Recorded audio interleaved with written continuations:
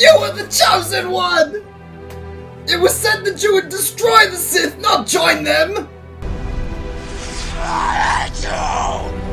You were my brother, Anakin. I loved you. Shut the fuck up! What's up, YouTube? Back again with another new video. So in this video, I'm essentially asking a question to you guys, and I want to have a conversation in the comment section below, so feel free to give me your opinions on the subject at hand. And basically, what I'm asking today is, can hypebeasts ruin or possibly kill a brand's image and overall popularity for the long term? Now, the essential reason why I'm asking this question, or why it was even why it even popped up in my mind, was if you take a look back, maybe the last 5 years, I feel like brands come and go so fucking fast now, and I'm sure that's partially due to the internet, of course, because something new pops up on fucking Instagram or Tumblr, and if the right person is wearing it, everyone jumps on board mindlessly, whether or not it was something they heavily criticized in the past, although people do have the right, to change their personal style tastes and whatnot. But I feel like you can tell when it's not genuine. And back to the question at hand, can a hypebeast kill a brand? I'm gonna say yes, and a perfect example of that is, if you noticed, once something becomes extremely popular, a lot of people will jump on board. Some people might have already been on that brand, they might have already loved it. It gets extremely popular, the brand makes a lot of money, but then it seems like all it takes is all of the hype crowd to be like, this isn't cool anymore, because now everyone has it. So it's almost like the hypebeasts have, and I don't mean hypebeast in some type of derogatory term. We're gonna make a video about that too, what is the definition of a hypebeast, or what are the multiple definitions of a hypebeast that'll be coming soon. But you'll see everyone collectively say, hey, you know what, we don't like this anymore. This was just a trend, we don't like this anymore. And they all hop onto another brand. So all that extreme popularity and hype that the hypebeast essentially created for the brand, they don't like that anymore. It's almost like the hypebeast has a hipster moment, and they're like, nah, we don't fuck with that. We don't fuck with that anymore. Or, in an even worse kind of case, maybe they're just following what a rapper says. Oh, ASAP said Bentrill's not cool anymore, so we can't wear that anymore. We gotta go on Twitter and we gotta light that shit on fire, and then it will literally be lit.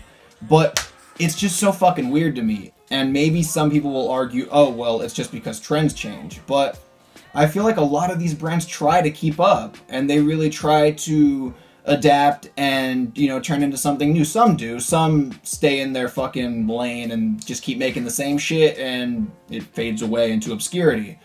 But, I mean, when you really look at, it, and I feel like it's also partially a brand's fault, because a brand almost buys into their own hype, yo, we're gonna be popular forever. Let's sell out to Zoomies, and let's sell out to every retail chain, put our brand everywhere, and then what happens?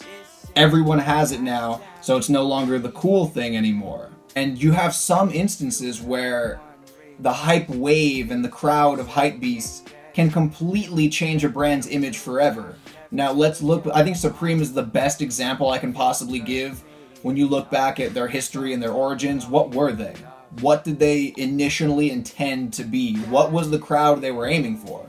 It was skaters. It was a skate brand. Now the smart thing about Supreme is they didn't shun away the hype. They embraced it. So they've evolved, they're no longer just a skate brand. They're just a fashion brand. They're a menswear, a streetwear brand. They evolved with the hype. They didn't shun it. If you look at Thrasher, I think there's a pretty funny quote on what the magazine had to say about all these celebrities and all these kids who don't skate wearing the brand. The editor-in-chief of Thrasher magazine, Jake Phelps, gave his thoughts on the whole ordeal to Hypebeast. When asked about the influx of skater style and the celebrities who sport Thrasher, Phelps told Hypebeast, "We don't send boxes to Justin Bieber or Rihanna or those clowns." Jake, who wants the fashion crowd to justify their sartorial choices, added, "The pavement is where the real shit is, blood and scabs. Does it get realer than that?" That's a side example of someone who said, no, fuck you. No, don't fucking wear this. And that's such a different approach to the one Supreme took. Supreme rode it. They rode with it. Fuck it. These kids want to line up. These kids want to do this. We're going to continue doing what we're doing. And now, though, think about it.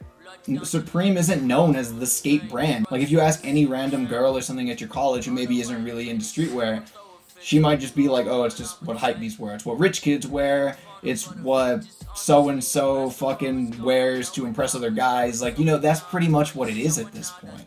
At least a lot of people probably have that image that I just described already imprinted in their head. That is the stereotype they have associated with that brand. And why did the brand's image completely flip-flop? Because of the hype. So, in that instance, the hype did not kill the brand, and it helped the brand monetarily, and obviously it's extremely profitable for the company, but it has that image now. Like, people will be like, oh, Supreme's for fuckboys, Supreme's for Hypebeasts, Supreme's for, you know, people have all their preconceived notions and stereotypes towards that brand. And I do think that that can hurt it in the long run. Maybe everyone's going to disagree with that and be like, nah, Supreme will sell out forever. As long as they keep it limited, as long as they only keep it in store, it'll forever be desirable. And to a certain extent, I might also buy into that and be like, you know what, you're probably right, but you never know. I think that Supreme and Bape did the smart move, like, okay, let's ride this hype wave, but let's keep everything limited. Let's try to keep everything kind of in store, certain release times and whatnot. And other brands bought into their hype.